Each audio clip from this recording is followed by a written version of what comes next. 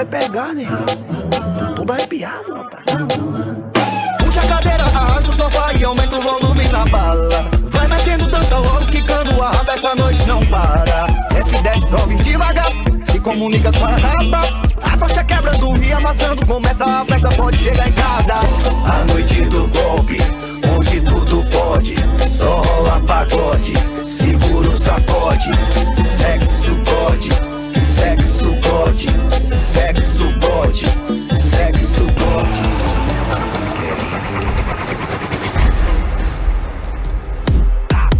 Seu corpo suado e você por cima de mim. Quando eu te encontrar, é sequência de love, sim. Vai começar a sequência.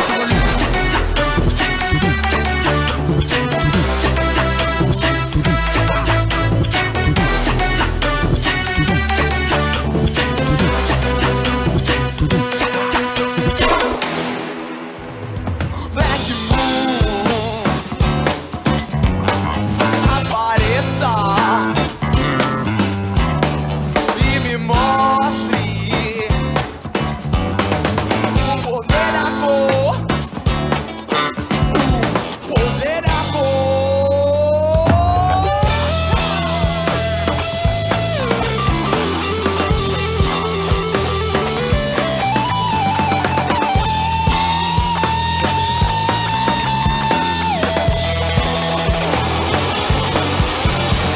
O Black Moon,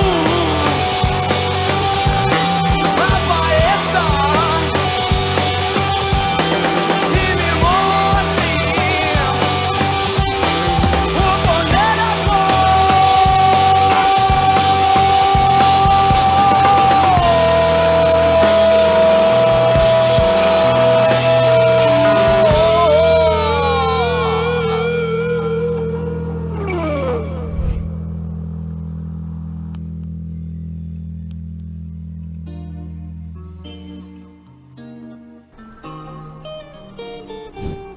Boa noite! Começamos mais um programa Cultura Livre, o seu encontro semanal com a cultura mato-grossense. Vocês acabaram de ver aí imagens do Carnaval 2022, o Carnaval do Centro Histórico de Cuiabá, que foi um primeiro carnaval pós-pandemia, naquela vontade de se unir, se abraçar, dançar, festejar. Essa coisa da carne mesmo, né? E foi muito, muito bom. Parabéns aí aos idealizadores. E desse ano, 2023, a gente está chegando aí, tá chegando o Carnaval da Sumac. Então chega todo mundo, vamos dançar junto, vamos celebrar a vida, né? E para falar de carnaval, para falar de folia, para falar de como o carnaval tem a ver com as festas populares, a gente traz duas pessoas aqui muito especiais que estudam, que se aprofundam nesses temas, que é o Vitor Marques, professor, antropólogo, pesquisador, doutorando em estudos da cultura contemporânea pela UFMT, e o Clark Mangabeira, doutor em antropologia social pela UFRJ e professor adjunto de antropologia na UFMT, e agora também está à frente do MACP, que é um museu lá da UFMT, que está lindo aí com mapas de calor. Então corre lá para o museu também para ver, porque o MACP está aí cheio de coisa nova, com o Vitor lá também, já pensando o que fazer com essa casa. Essa dupla são uma dupla de pesquisadores de carnaval que eles atuam também como enredista, desenvolvendo enredos para escolas de samba do Rio de Janeiro. Nos últimos anos, eles tiveram passagem pelas escolas da Vila Isabel, Viradouro e atualmente estão na escola União da Ilha do Governador. Boa noite, Clark. Boa noite, Vitor. Sejam muito bem-vindos ao Cultura Livre. Boa noite. Primeiro quero dizer que é um prazer estar aqui com você, conversando sobre carnaval. Algo que a gente ama, algo que a gente leva muito a sério, né, e algo que é importante também, né? Como você falou, ocupar a rua, brincar, pular, se abraçar, isso é muito importante. É verdade. Boa noite, Elô, boa noite a todo mundo. Como o Vitor falou, é um prazer falar de carnaval, falar de samba, de escola de samba, né? A gente que trabalha com isso à frente, tanto escrevendo sobre quanto à frente, pra gente é um prazer estar aqui. Obrigado pelo convite. prazer é nosso, é uma honraria ter vocês aqui. Muito obrigada mesmo. E vamos falar então sobre a relação, já que vocês são pesquisadores, os dois antropólogos, né, já tem alguns livros aí escritos, e fala pra gente então, começar assim, falando um pouquinho dessa relação entre a antropologia e o carnaval. Quem poderia começar? Eu vou? Olha, assim, a antropologia ela é uma ciência em que parte fundante dela, né, parte que, vamos dizer, essencial dela vai ser os rituais, né, vai falar sobre rituais em geral. E no Rio de Janeiro, né, que era, melhor dizendo, né, hoje em dia está bem espalhado, ainda bem, pelo Brasil, os centros de estudo de antropologia, as universidades. Mas o Rio de Janeiro ele tinha uma tradição, obviamente, pela proximidade do carnaval, de juntar estudos de rituais com os estudos carnavalescos, né? Então, as leituras que você tem com Roberto da Mata, Maria Laura Cavalcante, que são antropólogos e antropólogas super importantes, que vão fundar estudos sobre carnaval, você nasce ali no Rio essa proximidade, pela proximidade geográfica mesmo, né? O Rio como centro importante da antropologia brasileira e mundial, e ao mesmo tempo ali a festa acontecendo. Então você começa a juntar esses dois, né, universos, rituais, estudos de rituais em geral, com os estudos carnavalescos, e a antropologia aí sendo a ciência que vai dar o toque, né, o toque de caixa para pensar essa junção. E aí vem os estudos clássicos, é um livro clássico só para ficar marcado, que é o Carnavais, Malandros e Heróis, do Roberto da Mata, que é uma primeira grande publicação, pensando aí carnaval como ritual, né, uma festa ritual. Então aí começa aí os estudos de antropologia mais firmes, assim, digamos um filão da antropologia dos carnavais, das festas e por aí vai. Exatamente. E aí depois, você falou do Roberto da Mata, eu não posso deixar de falar também da Maria Laura, né? Que vem com o Rito e o Tempo, falando do carnaval, um carnaval mais contemporâneo nosso, e estabelecendo algumas relações bem importantes, porque quando você olha uma escola de samba, o carnaval carioca, com o olhar de espectadores de folião, você não tem a noção da estrutura que se movimenta por trás dessa escola, né, dessa comunidade, de uma comunidade carioca de 5.000 pessoas que se propõem a defender um enredo. É quase que segundo ela diz, né, é um ritual, né? Tem até a música da Clara Nunes que fala da Portela, que é como uma prece, um ritual, é a procissão do samba, a festa do Divino Carnaval. É bem isso. É por aí. Nossa, eu nunca tinha pensado nisso, sabe, do rito mesmo, mas é um total rito, né, o carnaval. E é um ritual, assim, o da Mata, quando ele vai escrever sobre, ele, né, não que a gente concorde, isso já foi modificado, mas vai ficar marcado também, é um carnaval, ele fala que é um momento de inversão, né, como você brincou aqui no começo, né, da apresentação, é o momento da carne, né, e é verdade, esse momento em que vale mais a carne, vale mais, digamos, um senso diferente que comanda a sociedade, ao invés do nosso cotidiano, que é estruturado de outra forma, né? Então, assim, o carnaval é esse momento de, como diz o da Mata, de inversão, né? Um momento de inversão em que outros valores tomam conta, né, da sociedade, e enquanto que no dia a dia valores outros estruturais, que a gente sabe quais são, o trabalho, né, o dinheiro e por aí vai, que vão ficar na direção central da nossa vida. Então o carnaval é um momento de inversão. E aí porque assim, a gente trabalha com a escola de samba, uma diferença que eu sempre gosto de falar quando a gente está falando de carnaval, que é uma diferença entre carnaval, que é essa festa que tem diversas manifestações, e escola de samba, que é uma outra coisa, né, que é uma das manifestações possíveis dentro do carnaval, né, não é todo lugar que tem escola de samba, e nem por não ter escola de samba deixa de ter carnaval. E o samba, né, que é a música, né, a percussão, né, africana, afro-brasileira, que aí tem uma outra história. Então são 3 histórias que em algum momento se reencontram e você tem o desfile das escolas de samba do Rio de Janeiro. E os bloquinhos de rua, os bloquinhos de carnaval, eles entram onde aí? Nessa história, os bloquinhos, como a gente estava conversando aqui antes, os bloquinhos eles são também uma manifestação meio que espontânea que transbordou, né? Se transbordou da questão dos grandes clubes, das grandes sociedades, né? Então, o público em geral que não participava dessas grandes sociedades passa a ocupar a rua também com um ansejo de festejar, de inverter, como o Clark estava falando, esses papéis, né, nessa tentativa de inversão. Por que eu não posso ser princesa? Por que eu não posso ser rei durante alguns dias de folia, durante o reinado de Momo? E esses blocos, eles invadem as ruas, né? Eu posso dizer assim, até uma espécie de ato político, para dizer também que a rua também é do povo, a rua é para todo mundo, né? Essas imagens que a gente viu aí no início do programa, acho que dizem bastante isso, nessa retomada do carnaval de rua, acho que é super importante, né?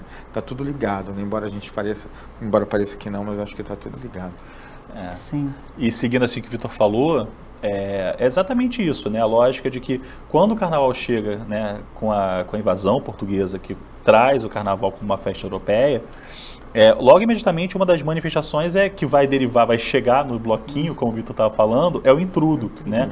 O intrudo português, que é exatamente uma farra na rua, né, entre aqueles que não tinham poder aquisitivo, estavam à margem da sociedade, então podia jogar o limão de cheiro em você jogava em mim e tal, até tinha um certo quê de violência, e claro que os nobres da época, né, enfim, as classes, entre aspas, superiores, não participavam dessa brincadeira. Desse intrudo vai se transformando, chega a esse carnaval de rua, né, a essa grande festa na rua. Enquanto as grandes sociedades, né, Vitor, vão desembocar em algum momento nos ranchos, em manifestações que estão mais próximas do que a gente chama hoje de escola de samba. Entendi. Deu para entender muito bem agora. E a gente vê também essa grande pluralidade, né, esse pluralismo no carnaval brasileiro. E a gente vê diferentes manifestações em diversas regiões do Brasil. Por exemplo, a gente quando fala de carnaval, a gente já vai no carnaval carioca, né? Que é a grande referência. A gente tem os desfiles das escolas de samba exibidos pela TV. Então, é como se você estivesse lá dentro mesmo daquilo. Você sente parte desse samba. Mas não, a gente tem outras manifestações. Vocês podem falar um pouquinho pra gente sobre isso? Olha, como o Clark estava comentando sobre o intrudo, né? E devido a essa nossa colonização portuguesa, a gente consegue perceber essa manifestação dos blocos em diversas partes do país. Mas os blocos, cada qual com sua característica. Por exemplo, uma vez eu passei um carnaval em Manaus. Quando a gente fala em Manaus, a gente imagina o boi, a festa de Parintins e tudo mais.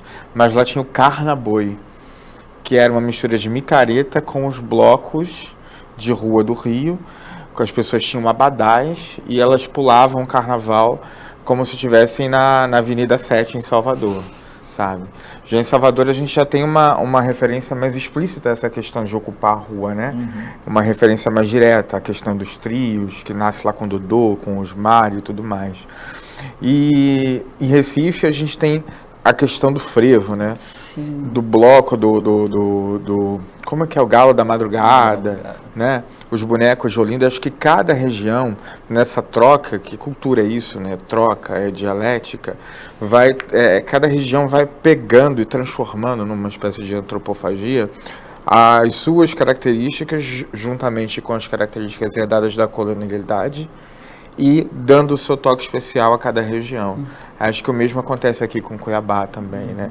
Acho que nenhum lugar fica imune a esse contato que faz parte da nossa constituição histórica, né? O que você acha? Não, eu concordo, assim. O carnaval, quando a gente falou do intrudo, quando o carnaval ele se espalha Brasil afora, a partir do Rio de Janeiro, ele mantém uma certa constância, né? Então você tem, como o Vitor falou, blocos em Recife, blocos em Cuiabá, blocos no Rio de Janeiro, blocos em São Paulo. O Carnaval de Rua ele tem uma cara mais ou menos parecida, né? Mas ele é regionalizável, embora eu não goste dessa palavra, vou usar aqui a nível didático, assim. Ele é regionalizável, ele é um carnaval que em cada lugar vai, obviamente, vai trocar, usando a palavra do Vitor, com a cultura local. Então, blocos em Cuiabá, por exemplo, é mais barato, porque blocos em Cuiabá, a gente já saiu aqui, que vai ter a viola de coxo tocando, né? Você vai ter o lambadão aparecendo, né? Não vai aparecer só o samba, né, baiano, carioca, né? O samba vem da Bahia e depois o samba também acontece no Rio. Mas você vai ter essa regionalização desse carnaval aqui em Cuiabá também. Então você tem nesse nível de carnaval de rua, ele é meio parecido, mas com as suas peculiaridades. E escola de samba segue a mesma lógica. Se você pegar o desfile de São Paulo, por exemplo, ele é um desfile muito parecido com o do Rio de Janeiro. Né? Então, o Rio de Janeiro ele serviu, entre aspas, de um certo molde, alguma medida, em algum momento. Não é dizer que é igual, nem que é melhor, nem que é pior, mas serviu naquele início ali de história, no século XIX, como um universo para empurrar, né? Século XIX, final do XIX, começo do XX, para empurrar as escolas de samba. Lembrando que o carnaval é uma coisa, né? E o desfile de escolas de samba é outra, né? Isso, você falou isso, qual que é a diferença de samba enredo e enredo também, né? Porque foi a minha dúvida quando porque eu falei, vocês escrevem samba enredo. Você falou, não, é enredo. Então, conta pra gente um pouquinho dessa diferença entre samba enredo e enredo. Porque assim, acho que tudo começa no texto, né? Samba enredo. Toda história começa no texto, toda história começa com um ponto, primeiro com uma ideia, e depois a gente coloca a ideia no papel. Então, o enredo, propriamente, ele é a história, ele é o caminho que vai dar norte a todas as outras ações da escola de samba. Então, a gente tem a ideia de um enredo, e essa ideia começa a tomar forma através das palavras. A gente cria uma narrativa, né, sobre a qual a escola vai se esmerar para tentar mostrar essa narrativa com riqueza de detalhes durante o seu desfile. Quando esse texto, que é o enredo, fica pronto, ele é apresentado para toda a comunidade. A comunidade aprovando, que é o que a gente sempre espera, né? A comunidade abraçando essa ideia, esse texto é encaminhado à ala de compositores da escola. Daí, a partir do enredo, é que os compositores conseguem produzir, né? Produzir os sambas, compor, aí as parcerias são feitas e aí ocorre uma grande disputa durante os meses de agosto a outubro nas quadras de escola de samba sobre qual vai ser o hino, né, que vai ser gravado no CD do carnaval do ano seguinte. Aí tudo parte do enredo, então tudo começa no texto. Né? Vocês são um dramaturgo, né, da história. É meio que o roteirista, né? Roteirista. Eu fico brincando com essa analogia quando me perguntam, como se fosse um filme. Se você pensar o desfile de escola de samba como uma ópera ao ar livre, e é uma ópera, como diria o Joãozinho 30, nessa ópera, o roteiro dessa ópera, o roteiro desse filme, pensando num filme, é a gente que faz, a gente é o roteirista. Né? Então o Vitor e eu somos o roteirista que montam ali, né, os dramaturgos que montam a história ao lado do carnavalesco, que é o diretor. E aí a trilha sonora, que é o samba de enredo, vem lá com os nossos grandes compositores. Aí vem poetas. A cena, né, com a direção da cena, e tudo mais, é um grande espetáculo, né? É um grande espetáculo. Aí alguns pontos importantes da história viram alegorias, que são os palcos, que possuem diretores, que possuem atores, que ocupam aquele espaço. Então aí, nessa narrativa, os picos dessa narrativa, os momentos mais importantes, eles ganham um tom especial pelas mãos do carnavalesco, dentro dessa representação imagética que ele faz do nosso texto. Que é o carro alegórico. E vocês tiveram um enredo que foi campeão, né? Que orgulho aí, que foi com a escola Vila Isabel, isso? Não, foi com a Viradouro. Viradouro. E a gente tem aí para mostrar também pro público, então solta pra gente aí, produção, e aí depois a gente comenta um pouquinho sobre. Maravilha.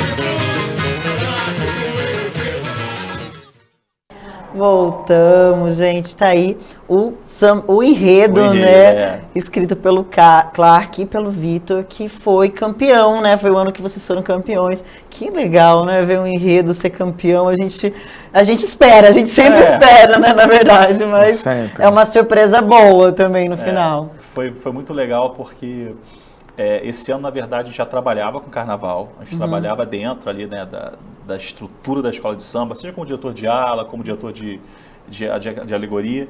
E esse foi nossa estreia na Sapucaí. Né? Então, o carnavalesco à época nos convidou para fazer o texto. Então, né, para esse enredo chama-se Vira Cabeça, Pira o Coração, Loucos Gênios da Criação. E a gente foi e escreveu esse enredo e o desfile, né, a gente foi consagrado campeão e na época da Viradouro subiu para o grupo especial e até hoje, né, tá aí como uma potência que está no carnaval. Nossa, que coisa linda, né? Extremo com o pé direito. É verdade, que estreia, né? Foi. E é legal pensar também que esses textos, esses desfiles são pensados aqui em Cuiabá. É verdade. A equipe da escola veio para cá, ficou aqui com a gente escreveu tudo, E os todo desenhos. ano é assim. E todo ano é assim. O nosso desfile agora próximo, né, que vai começar do carnaval daqui a alguns dias, ele é um desfile que foi pensado aqui, né? Pensado aqui em Cuiabá. Essas pessoas vêm para Cuiabá e é daqui que nascem essas narrativas que ocupam a Marquês de Sapucaí no carnaval. Olha só que legal, quem pensa, né? Quem imaginar que daqui de Cuiabá que sai. Muita coisa. E muda, né? Tipo, fazer o texto aqui, fazer o texto lá, é diferente para vocês? Eu acho que é diferente porque eu me sinto em casa aqui em Cuiabá, mesmo não sendo cuiabano. E outra que a gente passou a ter uma identidade meio cuiabana no Rio. Quando o carnaval, o público do carnaval, né, a vivência do carnaval, nos chama de os meninos de Cuiabá. Sendo que nós somos os cariocas, né? Mas nós viramos os meninos de Cuiabá. Fala com os meninos de Cuiabá. Porque, inclusive, os jogadores também. Eles falam com os meninos somos nós, os meninos de Cuiabá. A gente é carioca e aí no mundo do samba, no mundo do carnaval, nós somos os meninos de Cuiabá. A gente é carioca da gema. Nós temos maior orgulho de sermos os meninos de Cuiabá. Mas é curioso como é que a gente criou essa identidade. E muda. É legal você receber a equipe aqui para escrever o texto lá no nosso apartamento, na nossa sala. Sai o texto, o carnavalesco vem, pensa, e a gente faz o desfile. É legal também pensar Cuiabá como um centro que emana enredos de escolas de samba para o Rio de Janeiro e para São Paulo. Sabe, é uma coisa que as pessoas não imaginam, né? A gente escreve para o Rio, escreve para São Paulo, escreve para o grupo especial, para o grupo de acesso. É legal porque a gente valoriza essa coisa da arte cuiabana, a arte que sai daqui. Então sai daqui para o mundo inteiro. Essa potência, né? Muito legal, meninas. Nossa, assim, eu também não imaginava. Achei que vocês iam para lá e ficavam lá. E muito pelo contrário, eles vêm para cá. Nossa, senti aqui o carnaval quente de Cuiabá. E as escolas de samba de Cuiabá também, né, Lô? Sim. As escolas de samba de Cuiabá, a gente tem uma relação muito próxima com elas. A gente está sempre conversando com o pessoal das escolas de samba daqui, que vão fazer desfile também daqui a pouco. Então, é sempre gostoso. Os blocos de enredo, né? Tem os blocos e tem as escolas de samba, né? Então, tem aqui Cuiabá tem uma cena que está sempre muito viva.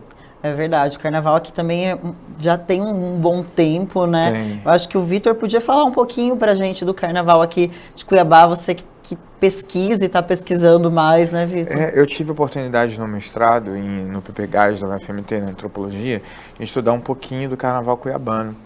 E foi aquilo que eu comentei, né? Eu fico até me repetindo, porque o que aconteceu no Rio parece que aconteceu aqui da maneira que tinha que acontecer aqui, né? Dessa coisa das grandes sociedades, das festas, dos bailes, dos clubes de futebol envolvidos com carnaval. E, de repente, isso começa a invadir as ruas. Eu tive a oportunidade de acompanhar um bloco carnavalesco chamado Tradição do Araés. E à época, esse bloco, na sua bandeira, no seu pavilhão, ele tinha uns símbolos que me chamavam muita atenção, que eram a viola de coxo, tinha um peixe, tinha uma onça, tinha uma flecha. A escola de samba praticamente era uma reunião de foliões que ali estavam foliões, mas faziam parte de outras manifestações culturais regionais daqui. Então, é uma circulação de pessoas que está no rasqueado, que ao mesmo tempo está no samba. que tá no Flor Ribeirinha, mas ao mesmo tempo tá no carnaval, sabe? O pavilhão da tradição da Araés, na época, me chamava muita atenção por isso, porque ele dava conta dessa pluralidade que é o carnaval cuiabano. Ou seja, o carnaval, ele é múltiplo e, ao mesmo tempo, ele é único, porque ele é formado por um grupo que circula dentre as manifestações culturais populares, da cultura popular que acontecem aqui na cidade, sabe? Que está cada vez mais forte também a cultura popular, tem a Flor Ribeirinha, agora a Flor de Atalaia, outros grupos, né, de Siriri, tem os cururueiros também, que estão bem presentes também. Acho que a cultura popular está num momento muito bom aqui. E é isso mesmo, você vai para o carnaval e você identifica a cultura popular lá dentro. Mas o público quer saber, eu também quero saber qual é a diferença das festas populares e a festa de carnaval. Porque se a gente for pensar, é tudo muito parecido também, né? As festas de santo, a festa popular é um rito também, né? Ela se dá como um rito, o carnaval também é um rito. Eu enxergo que, assim, o carnaval ele é uma festa popular, né? O carnaval ele não está alheio à cultura popular. O carnaval é cultura popular, é festa popular. E retomando a fala do Vitor no começo, o carnaval é político, né? Então, assim, é fundamental você ter carnaval. É um momento de que a sociedade ocupa a rua, né? Então, e isso faz dele, como eu disse, uma festa popular, né? A proximidade do carnaval, né, das festas carnavalescas, vou usar esse termo, com outras festas populares, ela é intrínseca. Eu lembro uma vez que eu estava fazendo pesquisa sobre a tradição da Araés, que nem existe mais esse bloco, né? Ele se metamorfoseou em outros blocos, em que nós fomos para uma festa de santo aqui de Cuiabá. Então, Vitor e eu fomos, Vitor fazia trabalho de pesquisa de campo, me convidou, eu fui junto, e a gente saiu da festa, né, da festa do bloco em si de carnaval e fomos parar na festa de santo. Ou seja, toda essa ligação, essa interlocução entre aquilo que é especificamente festa carnavalesca e as outras festas populares, né, e as outros ritmos e, enfim, todas as outras manifestações populares. Como o Vitor falou, você tem a viola de coxa, você vai ter o rasqueado, o siriri, cururu, a argila, né, os nossos mestres ceramistas, nossas mestras ceramistas, tudo isso meio misturado, fazendo cultura popular o tempo inteiro, né? Então, acho que é assim, que a festa carnavalesca é uma festa de cultura popular, é uma festa popular, melhor dizendo, né? E aí você tem essas dimensões. E uma festa extremamente religiosa, né? O carnaval, ele tem uma dimensão religiosa, como a festa de santo tem, obviamente, né? Enfim, ele traz uma dimensão religiosa, porque logo após o carnaval começa a quaresma, né? Então você tem uma ligação com a religião que também se dá nas festas carnavalescas. É verdade, bom lembrar isso mesmo, né, da quaresma, que primeiro você festeja a carne, depois você fica ali os 40 dias sem carne. Dias sem carne. É o mito de origem do carnaval, né? Tem muitas histórias, mas um dos mitos é esse, né? Ou seja, que você festeja primeiro, vale a carne vale carnaval, depois você corta tudo, né? Então uma certa questão intrínseca com o carnaval. E aí, por Cuiabá toda, você vai ter, né, as grandes sociedades, os clubes, né, as festas carnavalescas acontecendo em clube, as festas carnavalescas acontecendo nas ruas, né, e aí você vai ter toda uma segmentação social também que vai acompanhar. A Praça da Mandioca, esse centro nosso pulsante, já chamava o povo a se manifestar ali, né, manifestar a carnavalização ali na Praça Popular. E, ao mesmo tempo, você tem os clubes, vai ter, como o Vitor falou, vai ter as escolas de samba de Cuiabá, enfim. É um carnaval que seguiu o padrão brasileiro como um todo. Com certeza. E eu acredito, assim, também que o carnaval daqui também, ele tem muito essa potência do boi bumbá, dos mascarados de Poconé, traz muito essa coisa da religiosidade, traz muito para o carnaval de rua, mas também a gente vê um carnaval mais contemporâneo, né? O rock and roll entrando no carnaval também, a gente vê isso no Rio de Janeiro, eu acho que lá tem um bar, que é o Bukowski, se eu não me engano, que traz uma coisa do grito do carnaval. Aqui também tinha muito isso, chamava o grito do carnaval, que trazia o rock and roll, outras manifestações. Como que se dá isso também, de fugir do samba e querer entrar outros ritmos dentro do carnaval? Vocês já pensaram sobre isso ou não? Eu acho que essa relação com outros ritmos está justamente na mistura, né? Quando você tem numa escola de samba uma carência muito grande de elementos, por exemplo, aí você pega um prato e você pega o que você tem, e aí a mistura já faz parte dessa essência. E eu acho que, falando de escola de samba, né, e de carnaval mais contemporâneo, acho que isso fica muito mais claro. Quando a gente pensa, por exemplo, que a gente teve escolas de samba já falando sobre festival de rock, escolas de samba que possuem baixo acompanhando. Então, essa mistura é, de novo, mais um dado revelador da pluralidade cultural do Brasil e, ainda assim, da abertura que o carnaval tem para essa mistura. Que hoje, com esse advento dos blocos de rua, né, tanto aqui em Cuiabá quanto em São Paulo, né, a gente consegue perceber mais perto. Porque antes o carnaval era algo que acontecia dentro de um espaço muito fechado, né? Dentro de casa, das casas das pessoas mais abastadas, e hoje a gente vê isso na rua. Aí eu acho que fica mais evidente, mas eu creio que essa mistura ela sempre aconteceu, né? Não de forma tão evidente quanto ela pode ser percebida hoje, como por exemplo aqui no Carnaval de Rua de Cuiabá, a gente consegue ver todos os ritmos na rua, com as pessoas festejando e brincando em harmonia. É como se o carnaval fosse o espaço em que a arte ela se conversa, né? As artes se conversam. Então parece que ali está todo mundo, como o Clark falou, está todo mundo igual, só que a gente consegue tocar, quando a gente fala assim de som, no mesmo tom. E a gente começa a se entender, né? E aí, por isso que o carnaval é carnaval, né? Por isso que Cuiabá está sendo invadida aí nesse último ano, e nesse último grande carnaval. E tenho certeza que no próximo vai ser também. Com certeza. A gente tem tendência a ir crescendo. E tem isso, né? Assim, pegando o gancho do Vitor, você tem a regionalização também, né? Então a gente também não pode esquecer onde a gente está, no Centro-Oeste, né? Você vai ter uma marca de diversos ritmos, outros que não samba. E o carnaval tem espaço para isso, né? Tem pessoas que vão ser mais saudosistas em relação a outros carnavais, mas o carnaval é uma cultura viva, né? A gente não pode achar que carnaval é algo cristalizado no tempo. Ele vai dialogando com o dia a dia, né? Com o tempo referências, todo, né? Tudo é referências, né? Como o Vitor falou, tem escola de samba que já fez de enredo de escola de samba sobre o Rock in Rio, né? Então, você vai brincando com aquele momento. Para poder sobreviver, né? Sim. Tem essa coisa também da gente pensar, da maioria das pessoas pensarem, que a cultura popular ela tem que estar num aquário, numa redoma de vidro, porque senão ela vai se estragar. Muito pelo contrário. Para ela sobreviver, ela precisa ter contato com o novo, porque só assim as outras pessoas vão saber que ela existe, o valor dela, né? Não adianta a gente querer que ela fique ali numa redoma. Não dá. É só esse contato que faz com que a cultura sobreviva. Verdade. E além disso, dá uma oxigenada também, Sim, né? Dá uma renovada. Ela consegue conversar com as novas gerações, né? Sim, com certeza.